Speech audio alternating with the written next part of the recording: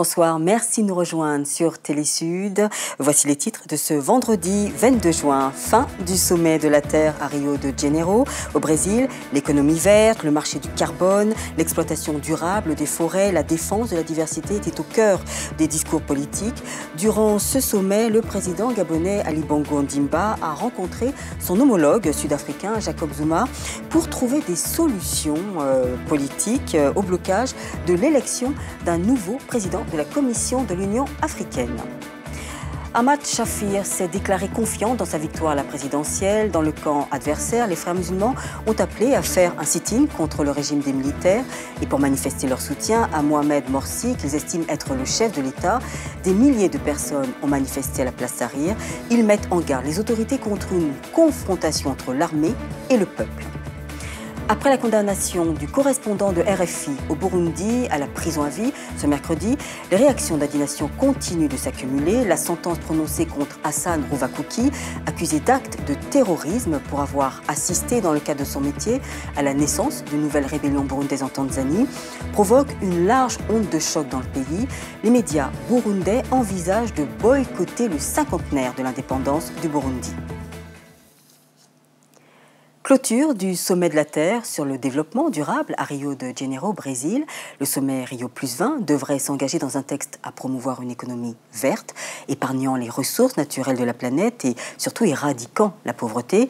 Et en marge de ce sommet, le président gabonais Ali Bongo Ondimba a rencontré son homologue sud-africain Jacob Zuma pour parler de la prochaine élection du président de la Commission de l'Union africaine, Lazo Aborneur.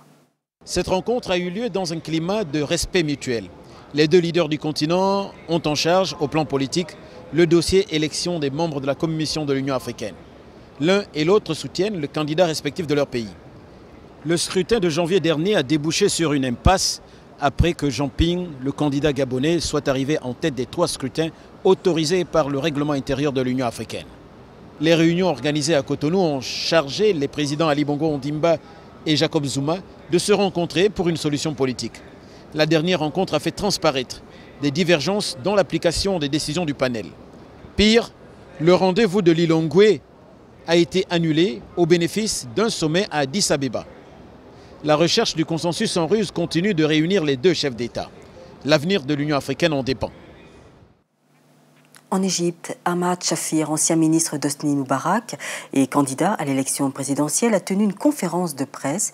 Il se dit confiant d'être le futur président de l'Égypte. Son rival, Mohamed Morsi, soutenu par les frères musulmans, a revendiqué la présidence il y a quelques jours. Alors que la commission électorale tarde à annoncer les résultats officiels prévus en principe depuis hier, le ton monte déjà entre les autorités militaires et les partisans des deux candidats. Des explications, Linda Robert. Énième contestation dans la rue contre les militaires au pouvoir en Égypte. À la place Tahrir, la colère des partisans de Mohamed Morsi ne cesse de gronder. Les frères musulmans craignent la fraude électorale. Le transfert du pouvoir doit être sérieux. Nous voulons un président avec tous ses pouvoirs. La mise à jour de la constitution provisoire réduit le pouvoir du président. Sinon, le président ne sera pas en mesure de mettre en œuvre son programme. Le retard de l'annonce des résultats est lié au fait qu'ils veulent trouver un moyen de faire gagner Shafik. Mais le résultat est clair, il y a une différence de 800 000 ou 900 000 votes. Face aux accusations de fraude, les autorités mettent en avant leur légitimité constitutionnelle suite au référendum de l'année dernière. Le Conseil suprême des forces armées, qui exerce désormais le pouvoir législatif, condamne l'attitude des deux candidats. 77,7% de la population nous a approuvés, ce qui signifie que nous bénéficions de son aval quant aux procédures menées et aux décisions que nous prenons. Le duel électoral cristallise les tensions dans les deux camps. 5 jours après son adversaire, Ahmed Shafir se déclare à son tour vainqueur de la présidentielle.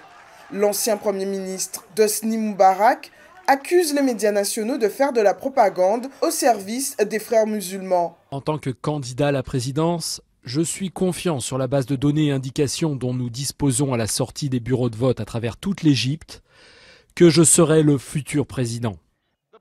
Au pays des pharaons, l'issue de la crise post-électorale ne laisse rien présager des résultats. De son côté, l'armée durcit le ton contre les manifestants et met en garde contre tout débordement.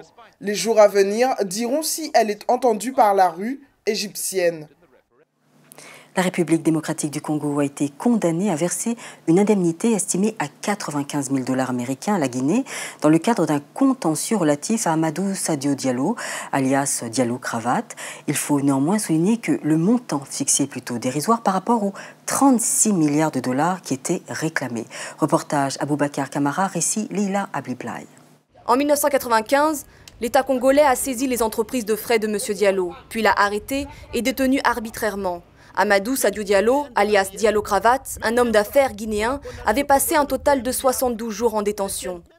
Alors même que ce dernier avait réclamé à la RDC et à plusieurs sociétés minières et pétrolières de ce pays, dont Gécamine et Zaïre Shell, le paiement de créances d'un montant total de plusieurs milliards de dollars. À l'issue d'une audience à la Cour internationale de justice, CIJ, la RDC a été condamnée mardi à verser un montant de 95 000 $ américains, une somme dérisoire par rapport aux 36 milliards US qui étaient réclamés. L'honneur n'a pas de prix, même si c'était $1 pour ça, c'est bien. Ils ont accordé 85 000 $.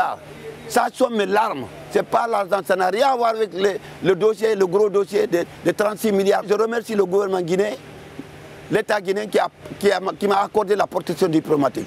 N'oubliez pas, à la haie, c'est les États. Et à la Cour, quand on rend l'arrêt, on ne peut plus aller en révision, on ne peut pas aller en appel. Selon l'arrêt de la CIJ, l'expulsion de M. Diallo était relative à des graves violations du droit international. La RDC doit payer 85 000 $ à la Guinée au titre du préjudice immatériel et les 10 000 autres dollars au titre du préjudice matériel. L'État congolais a jusqu'à fin août 2012 pour payer le montant réclamé. Le tribunal de grande instance de Cankuzo vient de condamner à la prison à vie pour complicité de terrorisme le journaliste Hassan Ruvakuki, correspondant de RFI en Swahili au Burundi. L'UBJ, Union burundaise des journalistes, se dit consterné par cette décision et les médias burundais envisagent de boycotter le 50e d'indépendance du pays. Makalix Mouchitsi et Dimboloyo. Le tribunal de grande instance de Cankuzo dans l'est du Burundi vient de condamner un journaliste d'une radio locale, le Bonesha FM, et correspondant de RFI en Swahili, Hassan Ruvakuki, à la prison à perpétuité pour acte de terrorisme. Une accusation portée contre ce journaliste pour s'être rendu en Tanzanie en novembre 2011, où il a assisté à la naissance d'une rébellion burundaise qui allait lancer quelques jours après une attaque dans la province de Cankuzo, frontalière de la Tanzanie. La direction de la radio Bonesha FM se dit n'est pas surprise par ce verdict. Nous avons accueilli cette condamnation, bien sûr, avec consternation, avec tristesse. Mais en même temps, on n'a pas été surpris. Parce que dès le départ, on a vu le comportement des juges du tribunal de Cankuzo qui n'avaient pas l'intention de rendre un procès équitable. Dans le camp de l'Union burundaise des journalistes, on dénonce la condamnation du journaliste Hassan Ruvakuki et réclame la dépénalisation des délits de presse. Cette affaire Ruvakuki vient encore une fois de le prouver qu'il y a effectivement nécessité de dépénaliser les délits de presse dans ce pays. Mais aussi le plus important, et je crois ce qui nous manque beaucoup plus dans ce pays, c'est plutôt une justice indépendante. Nous avons besoin d'une justice qui puisse rassurer tout le monde, qui puisse donner, appréhender les affaires sans interférence politique. Les journalistes burundais restent malgré tout convaincus quant à l'innocence de leurs confrères et envisagent de mener le combat jusqu'au bout. Le pouvoir actuel, à l'époque il a été au maquis, il a fait la même chose. Malheureusement, voilà la récompense que Hassan obtient, condamnation à perpétuité, gratuitement, pour avoir exercé son métier. C'est pourquoi nous restons sereins et déterminés à poursuivre le combat jusqu'à ce que Ruvakuki recouvre sa liberté parce qu'il est innocent.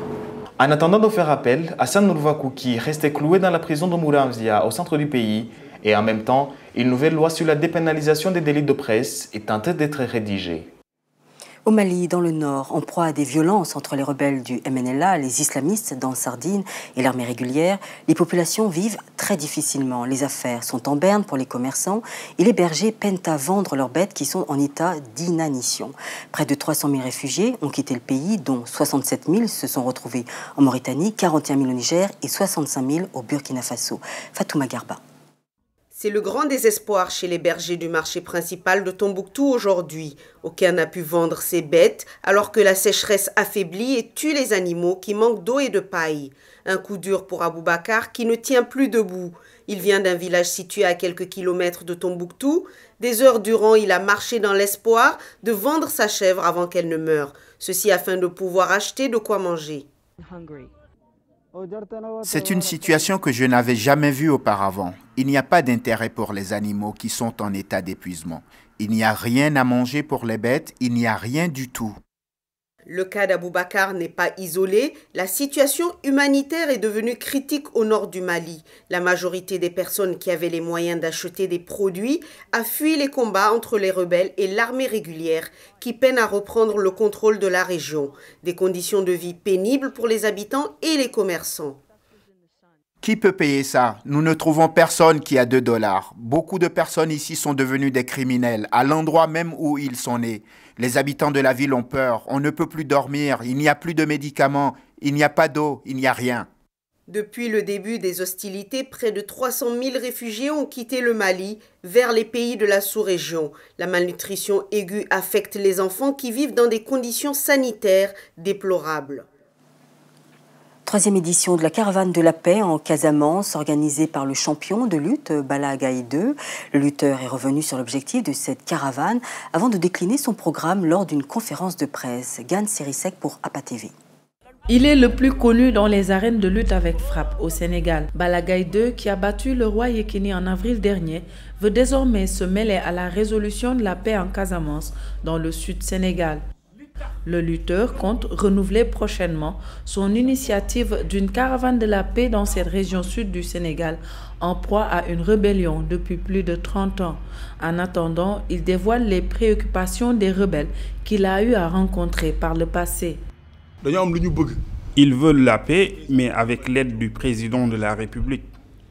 Ils veulent aussi que l'État aide la jeunesse casamançaise en y créant des entreprises. Ils ne peuvent tout de même pas venir jusqu'à Dakar alors que, grâce à Dieu, la région regorge de potentialités. Ils veulent tous travailler pour aider leurs familles. C'est cela que j'ai apporté comme message au président sortant. Aujourd'hui, le lutteur veut rencontrer le nouveau président de la République Macky Sall et espère que le message sera entendu à travers cette conférence de presse. Bala Gaye 2 compte perpétuer cette tradition pour un retour définitif de la paix en Casamance. Et pour clore cette édition, nous souhaitons la bienvenue à un nouveau mensuel généraliste, A+ Mag, un magazine dédié aux amoureux de l'Afrique, portraits, interviews, reportages et des analyses publiées en exclusivité. Voilà, le numéro 1 est déjà disponible en kiosque. Voilà. C'est la fin de cette édition. Je vous rappelle la principale information. Rio de Janeiro, au Brésil, fin du sommet de la Terre. Je vais retrouver la première fiche. Voilà, le marché du carbone, l'exploitation durable des forêts, la défense de la diversité de cœur des discours politiques. Et durant ce sommet, le président gabonais Ali Bongo Ondimba a rencontré son homologue sud-africain Jacob Zuma pour trouver des solutions politiques au blocage de l'élection d'un nouveau président de la Commission de l'Union africaine. Voilà, merci de nous avoir suivis. Prochain rendez-vous avec l'info demain, demain samedi, JT du week-end, tout en images. Et puis dès lundi, vous retrouvez Nidia Paliakara à cette même place pour de nouvelles éditions. La suite de vos programmes continue. Prenez plaisir à nous regarder avec le JT Sport présenté par Ahmed Parezo. Je vous souhaite un bon week-end et un long repos réparateur.